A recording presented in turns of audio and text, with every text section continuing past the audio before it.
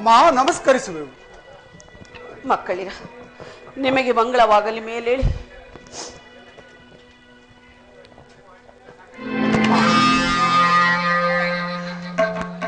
ಇದೇನು ನಿನ್ನ ಮುಖದಲ್ಲಿ ಮುತ್ತೈದೆಯ ಲಾಂಛನಗಳೇ ಮಾಯವಾಗಿವೆಯಲ್ಲಮ್ಮ.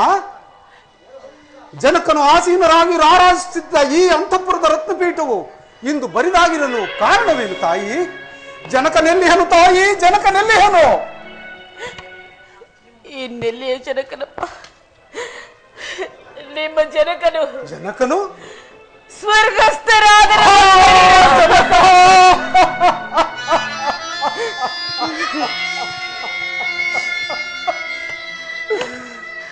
ಪರಲೋಕವಾಸಿಯಾದೆಯಾ?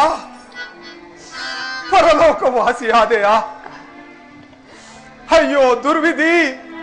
ನಿನ್ನೆ ರಾತ್ರಿ ನಾನು ಕಂಡ ದುಸ್ವಪ್ನದ ಫಲವು ಕಡೆಗೂ ತಪ್ಪಲಿಲ್ಲವೇ? ಕಡೆಗೂ ತಪ್ಪಲಿಲ್ಲವೇ?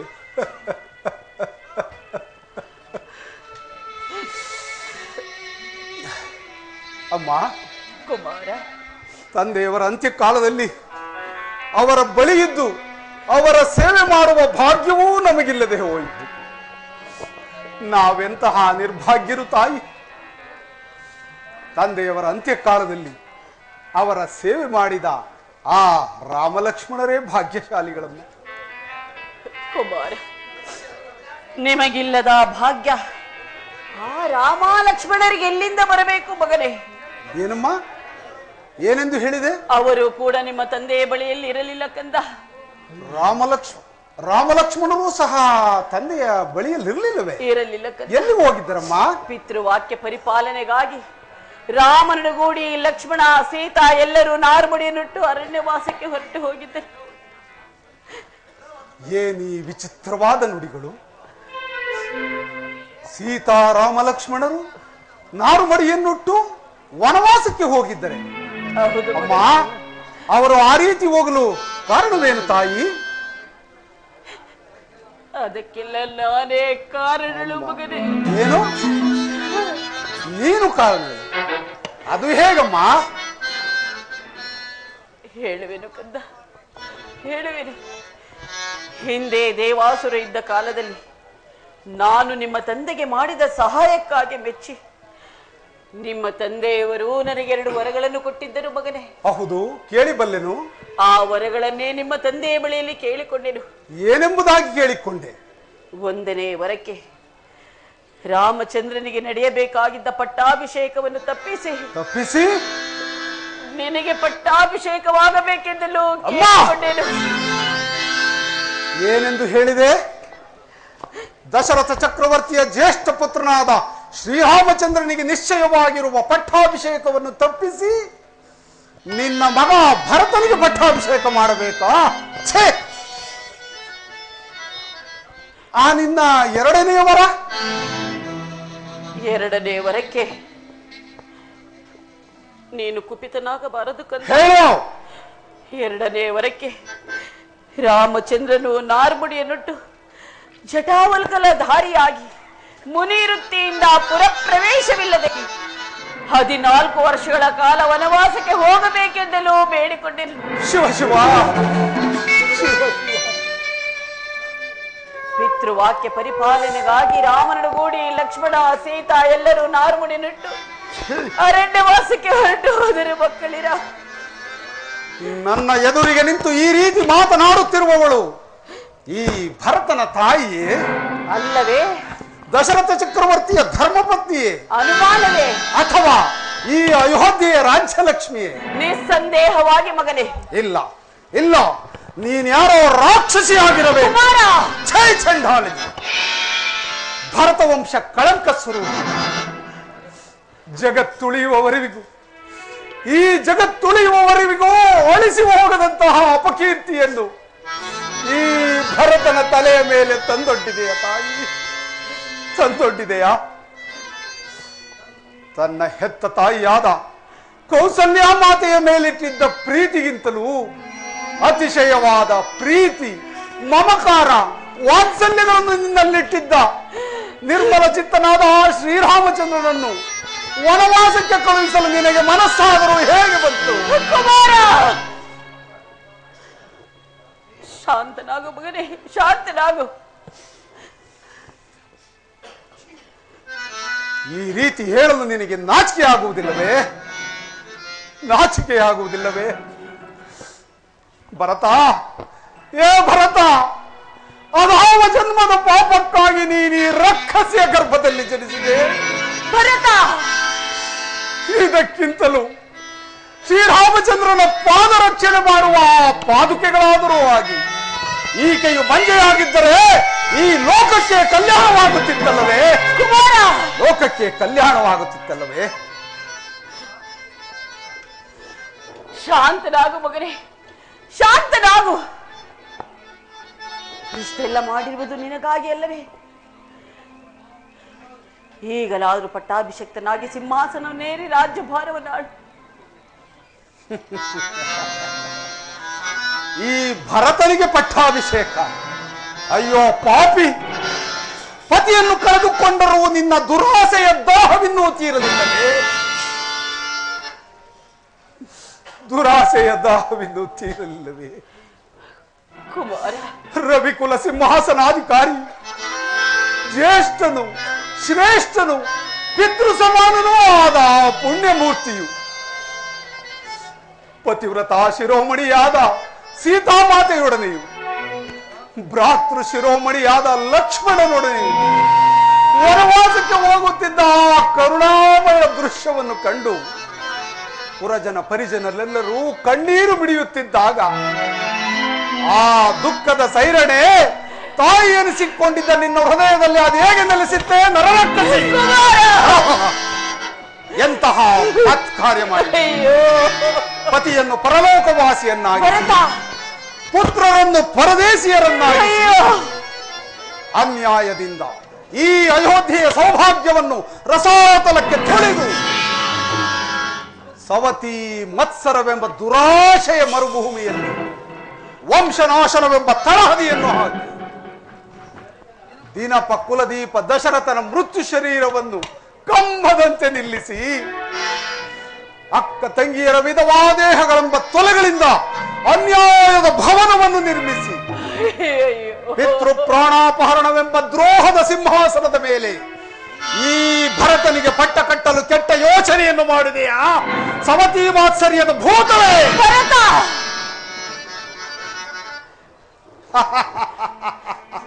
ಸೇರಿಸು ಕಂದ, ಸೇರಿಸು. ಶಾಂತನಾಗು, ಸಹನೆಯಿಂದ ಇರು ಮಗನೇ. ಸೈರಣೆ, ಸಮಾಧಾನ, ಶಾಂತಿ. ನನ್ನ ತನುಮನಗಳೆಲ್ಲವೂ ಬೆಂಕಿಯ ಜ್ವಾಲೆಯಾಗಿ ತಗದಗದೆ ದಹಿಸುತ್ತಿರುವಾಗ ಶಾಂತಿಯೇ? ಪವಿತ್ರವಾದ ಕೇಕೆಯ ವಂಶದಲ್ಲಿ ಕರಾಳ ಕೂಟ ವಿಷದ ಹಾವಾಗಿ ಜನ್ಮ ತಾಳಿ ಉಭಯ ವಂಶಗಳ ಕೀರ್ತಿಯನ್ನು ತೊಡೆದು ಬಿಟ್ಟೆ. ಎಂತಹ ಮಹತ್ ಕಾರ್ಯ ಮಾಡಿಬಿಟ್ಟೆ. ನಭೋಮಂಡಲದಲ್ಲಿ ಸೂರ್ಯಚಂದ್ರರು ಪ್ರಕಾಶಮಾನವಾಗಿ ಹೊಳೆಯುವಂತೆ ಈ ನಿನ್ನ ಹಣೆಯಲ್ಲಿ ಪ್ರಕಾಶಿಸುತ್ತಿದ್ದ ಆ ಅರಿಶಿನ ಕುಂಕುಮವನ್ನು ನೀನೇ ನಿನ್ನ ಕೈಯಾರ ಹಳಿಸಿಕೊಂಡು ಬಿಟ್ಟೆಯಾ?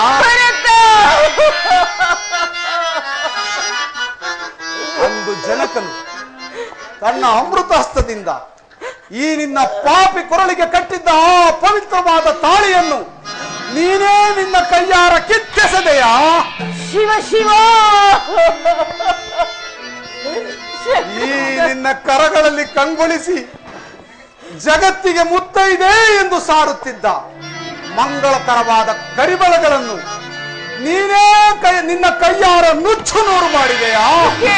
ವಂಶಘಾತುಕಿ, ನೀನು ರಾಜದ್ರೋಹಿ, ಕುಮಾರ, ಪತಿದ್ರೋಹಿ, ಭರತ, ಪಿತೃದ್ರೋಹಿ. ಶಿವ ಶಿವ! ನಿನ್ನ ಮುಖಾವಲೋಕನವನ್ನೇ ಮಾಡಬಾರದು.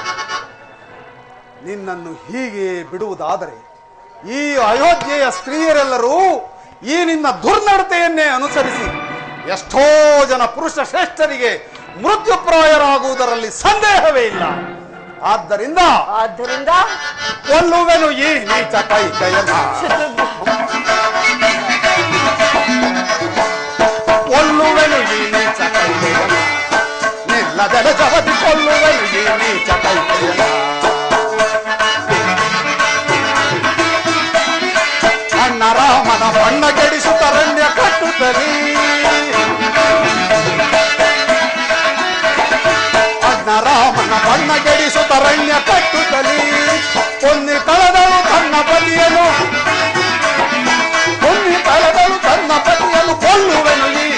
ಕೈಕೆಯನ ನೋಡಿದ್ದೀನಿ ಅವಧಿ ಕೊಲ್ಲುವಲ್ಲಿ ನಿನ್ನ ಕೈಕೆಯನ. ಆದ್ದರಿಂದ ನಿನ್ನ ನೀನೇ ಸಾಕಾಗಿ ಬಿಡುವನು. ಬಿಡು ಸಹೋದರ. ನಿಲ್ಲು ಅಣ್ಣ ಅಣ್ಣ ಮಾತೆಯ ಕೊಲ್ಲುವುದೇ ಮಾನಿಕನೇ,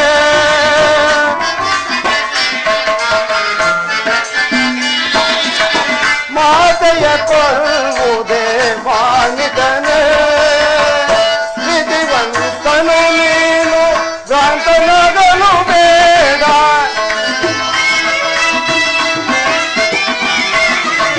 ನೀತಿವಂತನು ನೀನು ಭ್ರಾಂತನಾಗಲು ಬೇಡ. ಮಾತೆಯ ಕೊಲ್ಲುವುದೇ ಮಾನಿಕನೇ.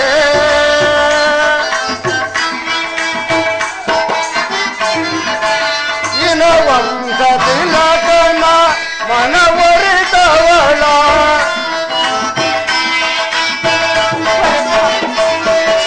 ದಿನವಂತ ತಿಲಕನ ಮನವರಿತವಳ.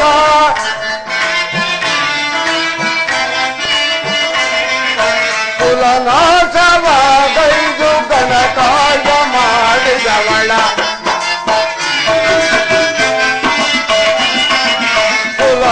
ಕುಲನಾಶವಾಗೈದು ಗಣಕಾರ್ಯ ಮಾಡಿದವಳ. ಮಾತೆಯ ಕೊಲ್ಲುವುದೇ ಮಾನಿಕನೇ, ನೀತಿವಂತನು ನೀನು ಭ್ರಾಂತನಾಗಲು ಬೇಡ.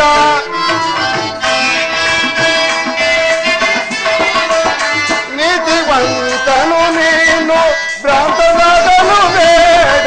ಮಾತೆಯ ಕೊಲ್ಲುವುದೇ ಮಾನಿಕನೇ, ಮಾನಿಕನೇ, ಮಾನಿಕನೇ. ಅಣ್ಣ, ಮಾತೆಯನ್ನು ಕೊಲ್ಲುವುದು ಉಚಿತವಲ್ಲ.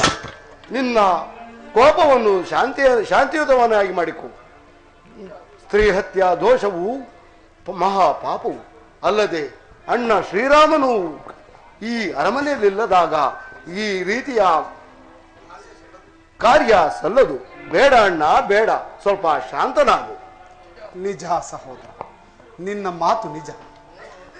ತಂದೆಯವರ ಮರಣ, ಸೀತಾರಾಮ ಲಕ್ಷ್ಮಣರ ವನವಾಸದ ವಿಚಾರವನ್ನು ಕೇಳಿದ ನಾನು ಆವೇಶಭರಿತನಾಗಿ ಸ್ತ್ರೀ ಹತ್ಯೆ ಮಾಡಲು ಉದ್ಯುಕ್ತನಾದೆನು. ಪರಲೋಕದಲ್ಲಿರುವ ನನ್ನ ತಂದೆ, ಈ ನನ್ನ ಮಹಾಪರಾಧವನ್ನು ಮನ್ನಿಸು. ಈ ನೀಚಳನ್ನು ಪವಿತ್ರವಾದ ನನ್ನ ಖಡ್ಗದಿಂದ ಸಂಹರಿಸುವುದಾದರೆ ಈ ನನ್ನ ಖಡ್ಗವೂ ಸಹ ಅಪವಿತ್ರವಾಗುವುದರಲ್ಲಿ ಸಂದೇಹವೇ ಇಲ್ಲ. ಸಹೋದರ, ಅಣ್ಣ ಶ್ರೀರಾಮಚಂದ್ರನು ವಾಸ ಮಾಡದ ಈ ಅಯೋಧ್ಯೆಯಲ್ಲಿ ನಾವುಗಳು ವಾಸ ಮಾಡಬಾರದು. ಆಗಲೇ ಅಣ್ಣ. ರಾಮನಿಲ್ಲದ ರಮನೆ, ರವಿ ಇಲ್ಲದ ಆಕಾಶವು, ರಾಮನಿಲ್ಲದ ರಮನೆ, ರವಿ ಇಲ್ಲದ ಆಕಾಶವು, ಲಕ್ಷ್ಮಣಂಚರಣಕ್ಕೆ ಅವ ಲಕ್ಷಣ ಮಿಗೋ.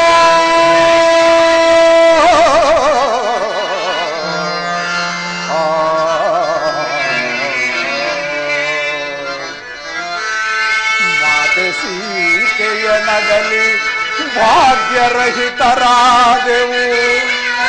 ರಾಮ ದಶರಥರಗಲಿದ ಯೋಗ್ಯ ಅಡವಿಯಂತಾಯ್ತೆ. ರಾಮ ದಶರಥ ಅಗಲಿದ ಯೋಗ್ಯ ಅಡವಿಯಂತಾಯ್ತೆ.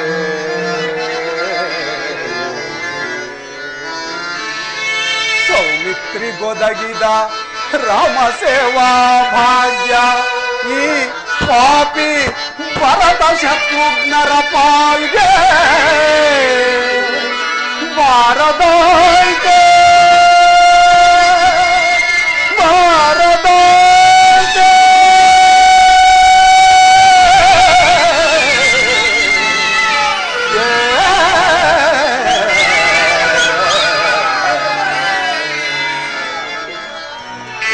ನಡೆ ಸಹೋದರ, ನಾವೀಗುಡ ಅರಣ್ಯಕ್ಕೆ ಹೋಗಿ ಅಣ್ಣ ಶ್ರೀರಾಮಚಂದ್ರನನ್ನು ಕಂಡು ಆತನಲ್ಲಿ ಕ್ಷಮೆಯನ್ನು ಬೇಡಿ ಪಟ್ಟಣಕ್ಕೆ ಕರೆದುಕೊಂಡು ಬರೋಣ. ಶ್ರೀರಾಮಚಂದ್ರನು ಅಯೋಧ್ಯೆಗೆ ಕರೆದುಕೊಂಡು ಬರುವ ಹೊರತು ನಾವು ಪುರಪ್ರವೇಶ ಮಾಡಬಾರದು. ನಡೆ ಸಹೋದರ. ಕುಮಾರ, ಭರತ ಮಗನೇ, ನೀನು ನನ್ನನ್ನು ಭರತ ಕುಮಾರ ಎಂದು ಕರೆಯಲು ಯೋಗ್ಯಳಲ್ಲ. ಈ ನಿನ್ನ ಮುಖದರ್ಶನದಿಂದ ನಾನು ಇಹಪರಗಳಲ್ಲಿ ಸ್ಥಾನಭ್ರಷ್ಟನಾಗಿರುವೆನು. ಆದ್ದರಿಂದ ಇಂದಿನಿಂದ ಎಂದೆಂದಿಗೂ ನೀನು ನನಗೆ ತಾಯಿಯೂ ಅಲ್ಲ, ನಾನು ನಿನಗೆ ಮಗನೂ ಅಲ್ಲ. ಎಚ್ಚರಿಕೆ. ವೇದಿಕೆನ ಕುರಿತು ಎರಡು ಮಾತಾಡ್ಬೇಕಂತ ಹೇಳಿ ಮಸಾಲೆ ಜಯರಾಮ್ ಅವರಲ್ಲಿ ಕೋರಿಕೆ.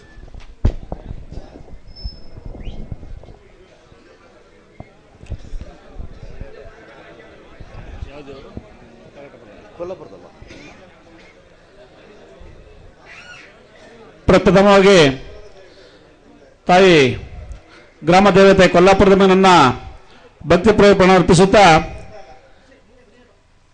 ಈ ಒಂದು ನಾಟಕಕ್ಕೆ ಆಗಮಿಸುವ ಎಲ್ಲ ನನ್ನ ಈ ಊರಿನ ಬಂಧು ಮಿತ್ರರೇ, ನನ್ನ ಅಕ್ಕ ತಂಗಿಯರೇ, ಅಣ್ಣ ತಮ್ಮಂದಿರೇ ಹಾಗೂ ಎಲ್ಲ ಕಲಾಭಿಮಾನಿ ಬಂಧುಗಳೇ,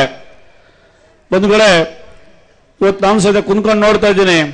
ನಾಟಕ ಅಂದರೆ ಇವಂತ ನನಗೂ ಒಂಚೂರು ಹುಚ್ಚಿರೋದ್ರಿಂದ ನೋಡ್ತಾ ಇದ್ದೆ. ಇನ್ನೂ ನೋಡಬೇಕು ಅನ್ಸುತ್ತೆ. ಆದರೂ ಸಹಿತ ಅಂದರೆ ಈ ತಾಲೂಕಿನಲ್ಲಿ ಸುಮಾರು ಇನ್ನೂ 8 ನಾಟಕಗಳನ್ನ ನಾನು ಭೇಟಿ ಕೊಡಬೇಕಾಗಿದೆ. ಸುಮಾರು 16 ನಾಟಕ ಆಡ್ತಾ ಇದ್ದಾರೆ ಇವತ್ತು. ಸಂಗ್ಲಾಪುರ, ದೊಡ್ಡಮೇಲಿಗೆರೆ ಎಲ್ಲ ಸೇರಿ ಇವತ್ತು 7 ನಾಟಕ ಆಗಿದೆ. ಇನ್ನೂ 8 ನಾಟಕಕ್ಕೆ ಭೇಟಿ ಕೊಡಬೇಕಾಗಿದೆ. ಅದರಿಂದ ಕಾಲಾವಕಾಶ ಇಲ್ಲ. ಬಂಧುಗಳು, ಇವತ್ತು ಒಂದು ಅದ್ದೂರಿ ಸಮಾರಂಭ ನೋಡ್ತಾ ಇದ್ರೆ ಇಷ್ಟು ಜನಸಾಗರ ಸೇರಿ ಈ ಒಂದು ನಾಟಕ ವೀಕ್ಷಣೆ ಮಾಡ್ತಿದ್ದಾರೆ. ಎಲ್ಲ ವಿದ್ಯಾವಂತ ಕಲಾಭಿಮಾನಿಗಳು ನಿರ್ವಹಿಸಿದ್ದಾರೆ. ಇನ್ನೂ ಸಹಿತ ಒಳ್ಳೆ ಚೆನ್ನಾಗಿ ಆಡತ್ತೆ. ನಾನು ಇನ್ನೂ ಆಂಜನೇಯ ಪಾತ್ರ ನೋಡಬೇಕಾಗಿದೆ ನಾನು ಇಲ್ಲಿ ಇವತ್ತು. ಯಾಕಂದ್ರೆ ನೋಡಿ, ನಮ್ಮ ಪಕ್ಕವಾದ ನಂಜನಸ್ವಾಮಿ ಅವರು, ಲೋಕೇಶ್ ಅಣ್ಣವರು ಎಂತೆಂಥ ಕಲಾವಿದ ಸೇರ್ಕೊಂಡಿದ್ದೀರಾ. ನನಗೆ ಭಾರಿ ಆಶ್ಚರ್ಯ ಆಗ್ತಾ ಇದೆ ಇವತ್ತು. ಈ ಪಕ್ಕವಾದ್ಯಗಳು ನೋಡಿದ್ರೆ ನನಗೆ ಭಾರಿ ಖುಷಿ ಆಗ್ತದೆ ಬಂಧುಗಳೇ. ಆದರೂ ಸಹಿತ ಈ ಒಂದು ಯಾವತ್ತು ನಾಡು ಕಂಡರಿದಂಥ ಭೀಕರ ಬರಗಾಲ ಬಂದಿದೆ ನಮ್ಗೆ ಇವತ್ತು. ಜಾನುವಾರುಗಳು ಕುಡಿಯಕ್ಕೆ ನೀರಿಲ್ಲ. ಇವತ್ತು 1200 ಅಡಿ ಕೊರೆದ್ರೂ ಸಹಿತ ಒಂದು ಹನಿ ನೀರು ಬರ್ತಾ ಇಲ್ಲ. ನಾವು ಜಾನುವಾರುಗಳ ಇವತ್ತು 500,000 ರೂಪಾಯಿ ಕಸಾಯಕ್ಕಾಗಿ ಮಾರ್ತಾ ಇದ್ದೀವಿ. ಆ ತಾಯಿ ಕಾಳಗಟಮ್ಮ ಬೇಗ ಈ ನಮ್ಮ ರೈತಾಪಿ ಜನಗಳಿಗೆ ಮಳೆ ಕೊಟ್ಟು ಈ ಭೂಮಿ ತಂಪು ಮಾಡಲಿ. ಮುಂದಿನ ದಿನಗಳಲ್ಲಿ ಈ ನಮ್ಮ ರೈತರುಗಳು ಖುಷಿಯಿಂದ ಇರಲಿ. ಆ ತಾಯಿ ಆಶೀರ್ವಾದ ಮಾಡಲಿ. ಈ ಒಂದು ನಾಟಕಕ್ಕಾಗಿ ನನಗೆ ಆಗಮಿಸಿ ನನಗೆ ಪ್ರೋತ್ಸಾಹ ಕೊಟ್ಟಂತ ಮಾತಾಡಕ್ಕೆ ಪ್ರೋತ್ಸಾಹ ಕೊಟ್ಟ ಎಲ್ಲ ನನ್ನ ಆತ್ಮೀಯ ಈ ಊರಿನ ಗ್ರಾಮಸ್ಥರಿಗೂ, ಕಲಾಭಿಮಾನಿಗಳಿಗೂ, ಇಲ್ಲಿ ನಡೆದಿರ್ತಕ್ಕಂಥ ನನ್ನ ಅಕ್ಕ ತಂಗಿಯರು, ಅಣ್ಣ ತಮ್ಮರಿಗೂ ಎಲ್ಲರಿಗೂ ಅನಿಸ್ತಾ 2 ಮಾತು ಮುಗಿಸ್ತೀನಿ. ಜೈ ಹಿಂದ್, ಜೈ ಕರ್ನಾಟಕ ಮಾತೆ. ಈ ದಿನ ನಮ್ಮ ಕಾರ್ಯಕ್ರಮಕ್ಕೆ ಆಗಮಿಸಿ ನಮ್ಮೊಡನೆ ಇದ್ದು 2 ಮಾತುಗಳನ್ನ ಹಿತನುಡಿಗಳನ್ನಾಡಿದಂಥ ಶ್ರೀ ಮಸಾಲೆ ಜಯರಾಮ್ ಅವರಿಗೆ ಹಾಗೂ ಅವರ ಸ್ನೇಹಿತರುಗಳಿಗೆ ಸನ್ಮಾನ ಕಾರ್ಯಕ್ರಮ. ಈ ಕಾರ್ಯಕ್ರಮಕ್ಕೆ ಆಗಮಿಸಿ ನುಡಿಮುತ್ತುಗಳಾಡಿದಂಥ ಮಸಾಲೆ ಜಯರಾಮ್ ಅವರಿಗೆ ಅಭಿನಂದನೆಗಳು.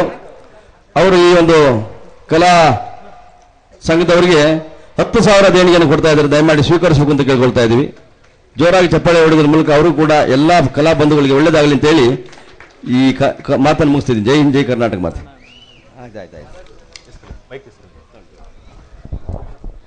ಕಾರ್ಯಕ್ರಮಕ್ಕೆ ಸಹಕರಿಸಿದಂಥ ಎಲ್ಲರಿಗೆ ಅನಂತ ಅನಂತ ಧನ್ಯವಾದಗಳು.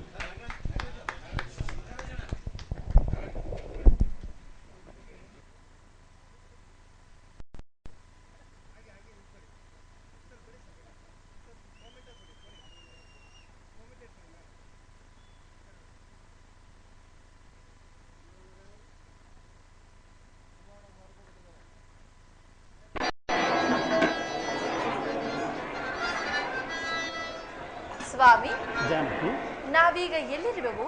ಜಾನಕಿ, ಅದು ಅಲ್ಲಿ ಕಾಣುವ ಪರ್ವತವಾವುದು ಸ್ವಾಮಿ. ಜಾನಕಿ, ನಾವೀಗ ಗಂಗಾ ತೀರಕ್ಕೆ ಬಂದಿರುವೆವು. ಅಲ್ಲಿ ಕಾಣುವ ಪರ್ವತವು ನಮ್ಮ ಅಯೋಧ್ಯೆಗೆ ಸೇರಿದ ಚಿತ್ರಕೂಟ ಪರ್ವತಗಳು. ನೋಡು, ಹಸಿರು ಹಾಸಿಗೆಯನ್ನು ಒದ್ದಂತಿರುವ ಆ ಪರ್ವತ ಶ್ರೇಣಿಗಳು ಎಷ್ಟು ನಯನ ಮನೋಹರವಾಗಿವೆ.